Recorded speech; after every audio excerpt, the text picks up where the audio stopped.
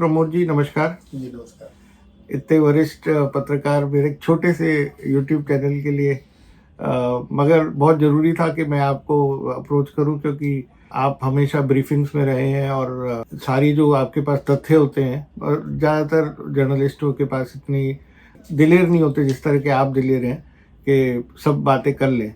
तो पहले हम ये जो इंटरव्यू स्टार्ट कर रहे हैं उससे पहले हम लोग ज़रा सुनते हैं अधीर रंजन चौधरी ने कल पार्लियामेंट में क्या बोला। जी बालाकोट में हमला किया, सारे देशवासियों के अंदर एक जोश पैदा हो गया कि हमारे देश बदला ले रहे हैं, लेकिन उसके बाद हमें कोई जानकारी नहीं मिला। क्या हुआ ना हुआ कोई जानकारी नहीं मिला। हमें चश्मदीद गवाह के साथ ये देख पाए हैं कि हमारे एक मिग-21 को हुआ क्रैश होने देखा। कहे गए थे कि पाकिस्तान के F-16 को मार गिराया, पता नहीं कहां गिराया।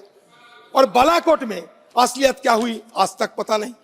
तो सर आपकी पहली प्रतिक्रिया क्या होगी, क्योंकि बालाकोट पे तो आपकी काफ़ी रिसर्च है और कई बड़ी टीवी चैनल्स में भी आपने काफ़ी बातें करी और आपको ब्रीफिंग में भी आप मौजूद थे, आपकी खुद की रिसर्च है, तो क्या कहना चाहेंगे सर? देखिए, मुझे जब मैंने कल लोकसभा में कांग्रेस के नेता अधीर रंजन चौधरी को सुना बालाकोट एयर स्ट्राइक पे सबूत मांगते हुए, वो कुछ विदेशी वेबसाइट्स का हवाला दे रहे थे, मुझे बड़ी हंसी आई और दुख भी हुआ कि हमारे देश का एक मुख्य विपक्ष जिसने इतने सालों तक हमारे देश पे शासन किया हो, वो अपनी ही देश की सेना के, अपनी ही देश की वायुसेना के बारे में ऐसी बात करेंगे जो कि अपेक्षित नहीं है। अब जो ये 26 फरवरी 2019 को जो बालाकोट पे जो ट्रेनिंग कैंप था जैश ए मोहम्मद का, इंडियन एयरफोर्स ने स्ट्राइक किया था, जो हमारा उसका नाम था ऑपरेशन बंदर मंकी, मतलब वो सीक्रेट ऑपरेशन था ये, क्योंकि हमारे पास, हमारी इंटेलिजेंस एजेंसीज के पास, हमारी जो सुरक्षा एजेंसियां हैं उनके पास इंफॉर्मेशन थी कि जो हमारे यहाँ पुलवामा में जो अटैक हुआ था सीआरपीएफ के कॉन्वॉय पे, वो जैश ए मोहम्मद ने करवाया था। उसमें जो जैश ए मोहम्मद के मुखिया हैं उस समय वो बहावलपुर में थे। पाकिस्तानी आईएसआई को भी जो अब होता है, क्रॉस इंटेलिजेंस होती है, उनके भी लोग होंगे, अब ये तो मैं नहीं कह सकता। उनको लगा कि भारत बहावलपुर पे हमला कर सकता है, तो उन्होंने उसको, जब मसूद अजहर को, जैश ए मोहम्मद के जो मुखिया हैं, जो हमारे यहाँ जो IC-814 की हाईजैकिंग में भी मुलविस थे, उनको वहाँ पे शिफ्ट कर दिया गया। वो एक जब्बा टॉप वहाँ पे है, खैबर पख्तूनख्वा में बहुत हिली इलाका है। कुनहर एक जगह है जहाँ से 20 किलोमीटर की दूरी पे ये बना हुआ था।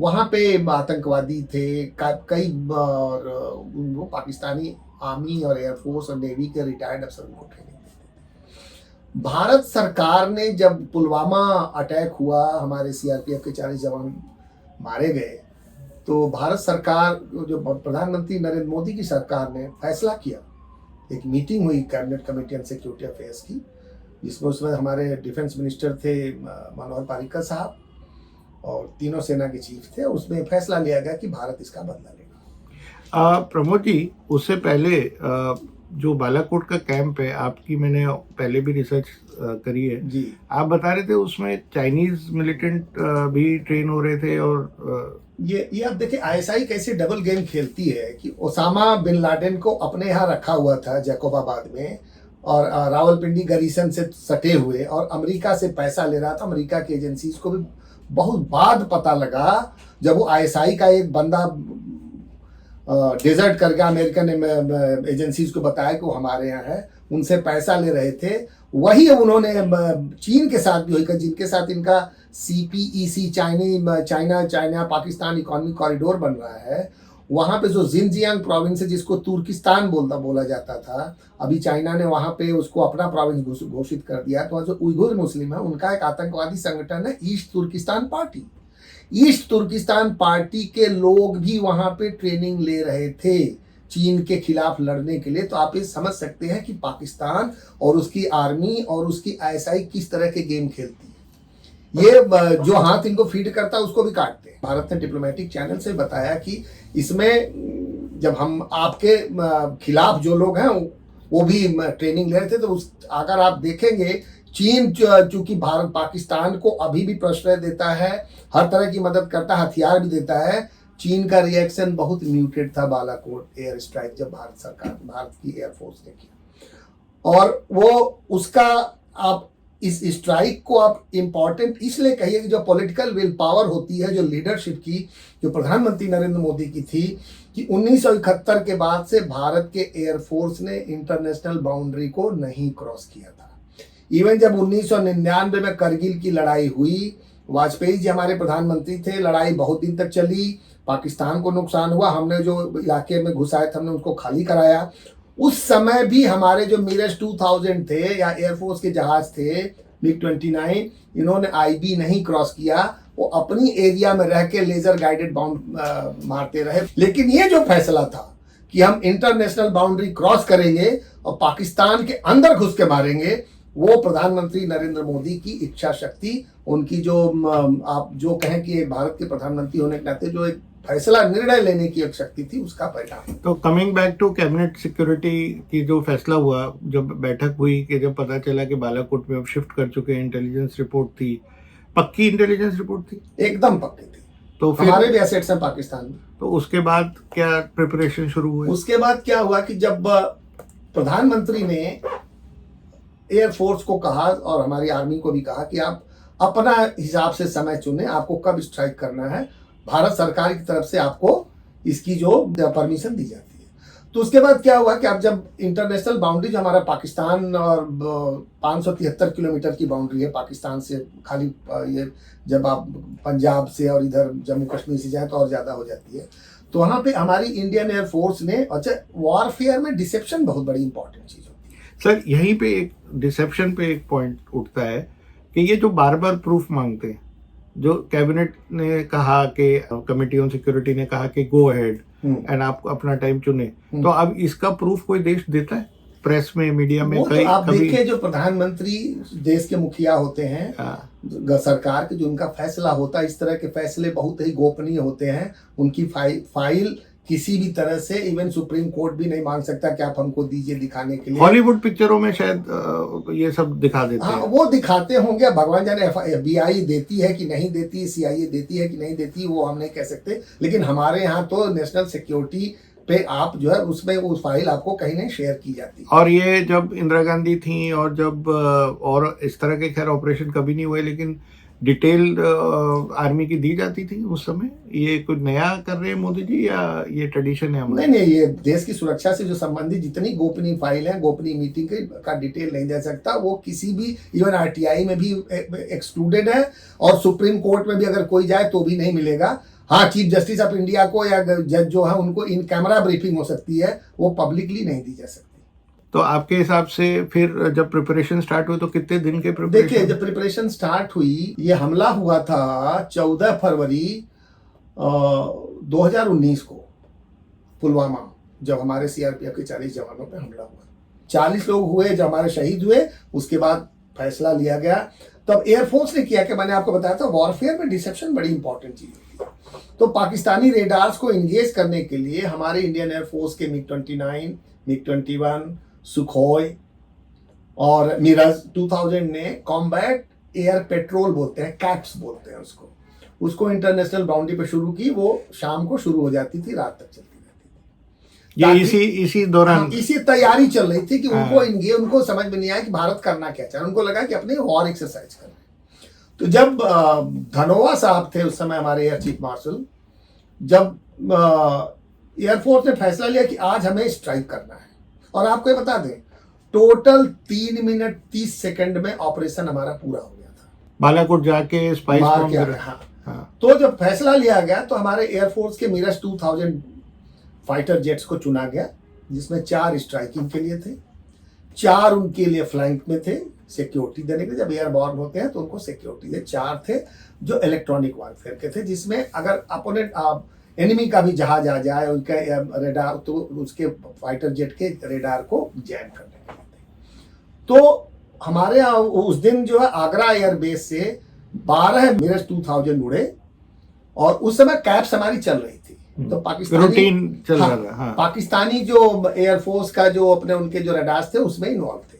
ये हमारे जो 12 जो फाइटर जेट्स उड़े और ये सीधे गए नॉर्थ ईस्टर्न सेक्टर में। तो इनको एयर में ही फ्यूलिंग के लिए हमारे भटिंडा एयरबेस से IL-76 गजराज उड़ा और उसी से हमारे पास जो ड्रोन्स हैं वो भी एयरबॉर्न थे। आपने कहीं बताया कि ये हेरॉन ड्रोन्स थे जी इजराइल। जी, इजराइल से आए हुए थे, वो एयरबॉर्न थे। और तो उसमें जो पाकिस्तानी एयरफोर्स का जो रडार जो सिस्टम होगा वो पूरा इंगेज था। उसके बाद ये सारे जो हमारे जेट्स थे वो पीर पंजाल रेंज में, हमारे जम्मू कश्मीर में, और एकदम लो हाइट पे चले गए, जिसको आप कहते हैं बियॉन्ड विजुअल रेंज हो गया, और वो रडार से भी चले गए, वो दिखे नहीं। उनको लगा कि इनकी अपनी एक्सरसाइज चल रही है कि आगरा से उड़ते हैं, नॉर्थ ईस्ट जाते हैं और कश्मीर में आ गए, और ये कॉम्बैट हमारी कैप्स चल रही थी। तो ये जो हमारे जो फाइटर जेट थे, अचानक इन्होंने ऊपर उड़ान भरी और ये 30,000 फीट की की हाइट से ऊपर चले गए। उसके बाद पाकिस्तान के एयर रेडार को डिसीव किया। डिसीव किया और पाकिस्तान के एयर में प्रवेश किया, और हमारे पास पूरी सूचना थी। हमारे फाइटर जेट्स के पास कोऑर्डिनेट्स थे, उनके जो रडार सिस्टम में, इलेक्ट्रॉनिक सिस्टम में फिक्स था कि आपको कहाँ मार करना है। और उसमें स्पाइस बम हमने इस्तेमाल किया था जो इजराइल से आया था, और इन हमारे मिराज 2000 में उसको लगाया गया था। हमारे पायलट्स गए, चूंकि हमारे पास ऑलरेडी उनकी रडार की लोकेशन थी, हमने वहाँ पे हमला किया और बॉम्ब हमने फायर किया। एक बात और बता दें कि जब भी एयरफोर्स के जहाँ जो फाइटर जेट्स होते हैं, जब वो कहीं पे हमला करते हैं किसी टारगेट पे, तो उनको टारगेट को भेजना पड़ता है, गाइड करना पड़ता है। ऐसा नहीं कि आप फायर एंड फॉरगेट पे नहीं होता।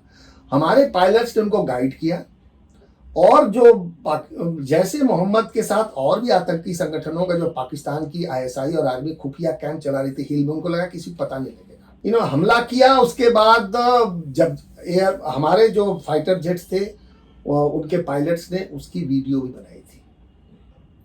जो अधीर रंजन चौधरी जो ये पार्लियामेंट में कल बोल रहे थे, ये डिफेंस मिनिस्टर से ही मिलते थे, इनको इन कैमरा दिखा दिया जाता है कि देखो ये वीडियो है, हमने ये ऐसे ऐसे हमला किया था।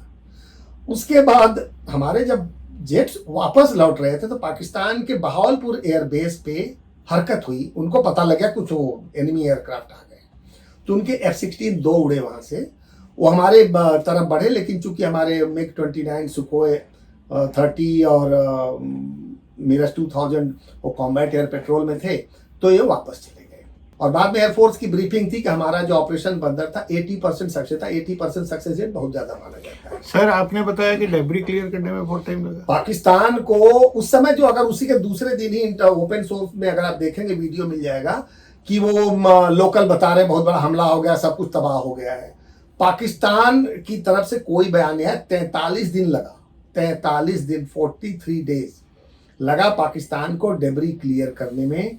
अब उसमें पाकिस्तान का प्रधानमंत्री इमरान खान थे। उनको लगा कि सुबह एकदम ध्वस्त हो गया है, जो कैंप लगाया था खत्म हो गया, जो ट्रेनर थे वो मारे गए। एक बात और है, मसूद अजहर को 2019 26 फरवरी के बाद से कभी किसी ने पब्लिक में देखा नहीं है। इवन जो शाह महमूद कुरैशी विदेश मंत्री थे, उनका भी वीडियो आपको मिल जाएगा यूट्यूब पे। उनसे पूछा गया तो उन्होंने कहा नहीं, वो बहुत बीमार है, वो चल नहीं सकते। हमारे एजेंसीज को ये सूचना थी कि मसूद अजहर उसी समय मारे गए, और इतना नुकसान किया। हमारे जो NSA थे अजीत डोवल साहब, उन्होंने भी कहा था कि 300 से ज्यादा आतंकवादी मारे। सर पाकिस्तान ने क्या क्या कहा इसके बारे में? पाकिस्तान ने किया क्या, उन्होंने जो ऑपरेशन स्विफ्ट रिटॉर्ट लॉन्च किया, वो क्यों करते हैं? उन्होंने अपने डिफरेंट एयर बेसेस से 24 F-16 को इकट्ठा किया और उन्होंने हमारे ऊपर हमला करने की किया। तो अब हमारा जो रेडार सिस्टम है वो हम पाकिस्तान में 400 किलोमीटर तक बैठे बैठे देखते हैं कि उनका क्या हरकत हो रही है अंदर तक। 400 किलोमीटर तक हम देख सकते हैं। उनके 24 जहाज उड़े। हाँ। और विंग कमांडर अभिनंदन वर्तमान थे जो जम्मू कश्मीर में पोस्टेड थे। जब हुआ तो ये भी उड़े मिग 21 में। ये जो अभिनंदन वर्तमान ने जब देखा कि हमारे पर हमला हो गया है, तीनों ने डायरेक्ट उनसे भिड़ंत ले ली। जब उसने अपना रडार लॉक कर दिया, उसकी मिसाइल के रेंज में F-16 आ गया पाकिस्तान का, तो अब अभिनंदन वर्तमान ने सुना, उन्होंने मिसाइल डाला। ये प्रश्न उठता है कि अधीर रंजन चौधरी अगर अब प्रूफ मांग रहे हैं कि F-16 गिरा कि नहीं गिरा, तो क्या कहेंगे? पाकिस्तान के प्रधानमंत्री का बयान क्या था कि 2 पायलट घायल हैं। उस समय जो अब्दुल गफूर थे, इंटर सर्विसेज जो उनका वो इंफॉर्मेशन है जो पाकिस्तान की तीनों सेनाओं के बारे में देता है, ISPR, inter services public relations, उसने भी कहा था। पाकिस्तान ने फिर बोला हमने F-16 तो इस्तेमाल ही नहीं किया। हाँ। अच्छा, उन्होंने F-16 जब भारत के ही के खिलाफ इस्तेमाल करने के लिए दिया था, लेकिन अमेरिका ने कहा था कि आप भारत के ऊपर इस्तेमाल नहीं करोगे। तो उन्होंने हमारे जो नगरोटा बेस पे या जो वहां पे जो उरी का जो बेस है हमारा जो बॉर्डर पे, उसमें जो पाकिस्तानी जिगर चाहिए। भारत के तो एयरफोर्स के पायलट घुस के मार के गाइड करके आए, पाकिस्तानियों को हिम्मत नहीं थी हमारे अंदर आने की, तो उन्होंने अपने यहाँ से मिसाइल छोड़ी और भाग गए, गाइड नहीं किया, क्योंकि हमारे एयरफोर्स के जहाज सारे असेंबल हो गए थे फाइटर जेट्स। अभिनंदन ने एक को मार दिया, तो इसलिए उनकी जो एमरैम मिसाइल थी वो टारगेट से पहले गिर गई। अच्छा, एक बात और, एमरैम मिसाइल जो है वो रेथियन कॉर्पोरेशन बनाता है। हाँ। और सिर्फ F-16 के लिए बनाता है। हाँ। और फाइटर जेट्स जुगाड़ टेक्नोलॉजी पे नहीं चलते कि F-16 की आप में मिसाइल आप फिट कर दोगे रेथियन का। तो पाकिस्तान ने कहा हमने इस्तेमाल नहीं किया था, उसमें वो पकड़े गए। उसके बाद ट्रंप को जब हमने सारा एविडेंस दिया, उन्होंने पाकिस्तान को सारी एड रोक दी और आज तक नहीं खुली। तो अब राजनीति पे आते हैं, ऑपरेशन से हट जाते हैं जी। तो आपको क्या लगता है कि सीट जीतने के लिए या इलेक्शन जीतने के देखिए, लिए? बजरंजन चौधरी को अगर सरकार को घेरना था तो आप सरकारी मुद्दों पे, सरकार के मुद्दों पे बात करते। उनके नेता पता नहीं क्या उलझलूल हरकत करते रहते हैं, उसी पे आप भी उसी दो चार उलझलूल हरकत कर सकते। लेकिन देश की सेना के शौर्य पे, हमारे सेना की स्ट्राइकिंग कैपेबिलिटी पे सवाल उठाना, मैं मानता हूं देश के साथ गद्दारी है। इनको अधीर रंजन चौधरी के खिलाफ मुकदमा दायर होना चाहिए और उनसे पूछा जाना चाहिए कि जिन वेबसाइट्स को आपने जो है 3 साल बाद कोट किया है, उनको आपने कैसे सच मान लिया, जबकि भारत सरकार के बयान को रक्षा मंत्री ने कहा या प्रधानमंत्री ने कहा और हमारे जो एयरफोर्स की ब्रीफिंग को आपने झूठा मान लिया। ये बात कुछ हजम नहीं होती। प्रमोद जी, इस पे एक सवाल उठता है कि मंशा क्या है? मंशा यही है, वो सिर्फ चाहते हैं कि नरेंद्र मोदी की जो एक दृढ़ इच्छा शक्ति और कठोर फैसले लेने वाले प्रधानमंत्री की छवि है, उसको कहीं न कहीं से नुकसान पहुंचाया जाए।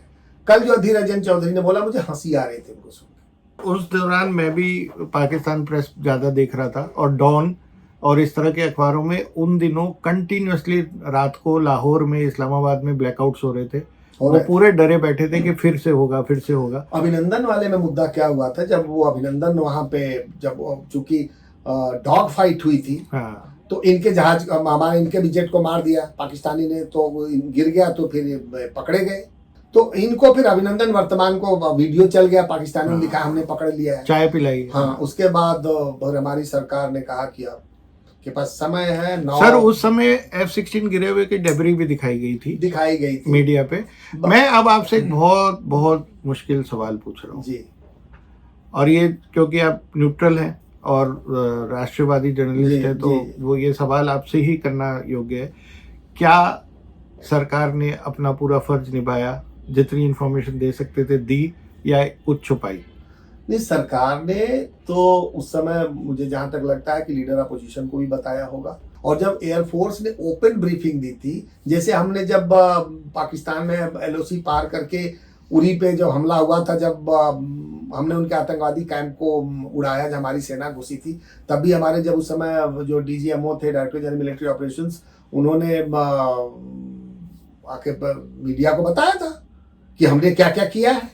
प्रमोद सिंह जी का हमने बहुत समय लिया, जो भी उन्होंने बताया उनकी रिसर्च है, ब्रीफिंग है और ये सब इजीली अवेलेबल है। प्रमोद सिंह जी, ये सब इजीली अवेलेबल है मटेरियल, ओपन सोर्स। अगर आप जाएंगे, आपको यूट्यूब पे जाएंगे तो आपको मिलेगा। आप उस समय के बालाकोट स्ट्राइक से गूगल करिए, आपको सारी इंफॉर्मेशन मिल जाएगी। क्रेडिबल मीडिया, हमारे देश की मीडिया सोर्सेज ने सारी बातें भारत सरकार से ब्रीफिंग लेके जो है प्रिंट छापी हुई है। तो ये कोई छुपी हुई बात नहीं, अंधेरे में ऑपरेशन जो रात को जरूर हुआ था, लेकिन पूरी दुनिया के सामने हुआ था।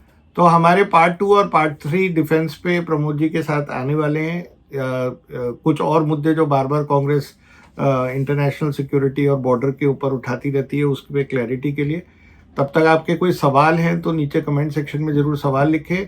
और पहली बार मैं आप लोगों से अपील कर रहा हूँ, हीमैन नमो लाइव को शेयर करें, सब्सक्राइब करें, लाइक करें और ज़्यादा से ज़्यादा लोगों को प्रमोद सिंह जी के व्यूज़ दिखाएं।